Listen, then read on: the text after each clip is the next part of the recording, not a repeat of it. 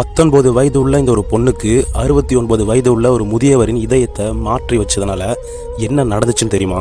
பாகிஸ்தான் நாட்டைச் சேர்ந்த ஆயிஷான்ற ஒரு பெண்ணுக்கு பல வருடம் ஹார்ட் ப்ராப்ளம் இருந்திருக்கு. ஒரு நாள் ரொம்பவும் சீரியஸ் ஆகி ஹாஸ்பிட்டலில் அட்மிட் ஆகுறாங்க. ஆனால் டாக்டர்ஸ்லாம் சொன்ன பதில் உடனடியாக வேற ஒருவருடைய ஹார்ட்டை மாற்றி வச்சாகணும், இல்லைனா உயிருக்கே ஆபத்து.